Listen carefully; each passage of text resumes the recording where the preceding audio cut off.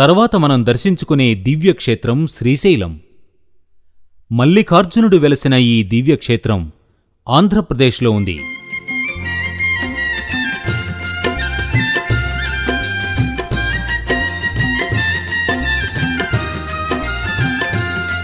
రాష్ట్ర రాజధాని హైదరాబాదుకు 200 కిలోమీటర్ల దూరంలో ఉన్న శ్రీశైలానికి బస్సులో గాని ప్రైవేటు వాహనంలో గాని చేరుకోవచ్చు.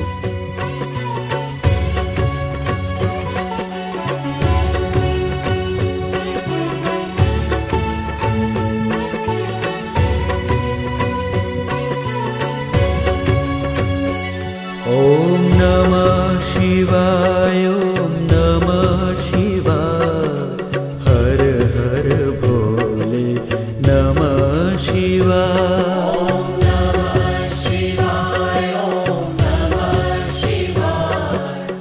ఆంధ్రప్రదేశ్లోని శ్రీశైలంలో వెలసిన మల్లికార్జున లింగం మొత్తం 12 జ్యోతిర్లింగాల్లో రెండవది.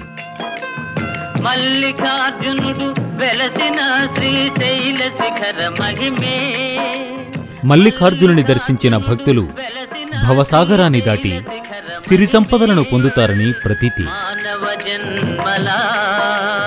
మానవ జన్మల పాలన.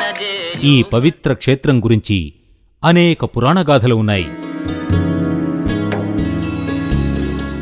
అందులో ఒకదాని ప్రకారం కార్తికేయుడు అంటే కుమారస్వామి కేవలం తల్లిదండ్రులకు చేసిన ప్రదక్షిణాలతోనే సకల తీర్థాలలోనూ స్నానమాడిన ఫలితం పొందిన తన అగ్రజుడు విఘ్నేశ్వరునిపై అలిగి క్రౌంచ్య పర్వతానికి వెళ్తాడు.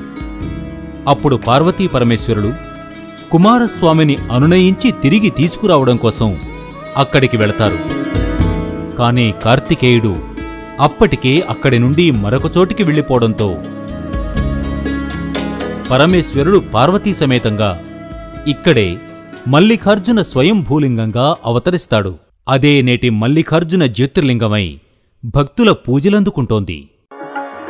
శ్రీశైలమల్లన్న మేలుకోవయ్యా, ఈ దిన కోటిని చేదుకోవయ్యా. శ్రీశైలమల్లన్న మేలుకోవయ్యా, ఈ దిన కోటిని చేదుకోవయ్యా. శ్రీశైలమల్లన్న మేలుకోవయ్యా. మల్లికార్జునుని దర్శనం చేసుకున్న భక్తులకు పునర్జన్మ ఉండదని, నేరుగా శివసాయుజ్యం లభిస్తుందని ప్రజల విశ్వాసం.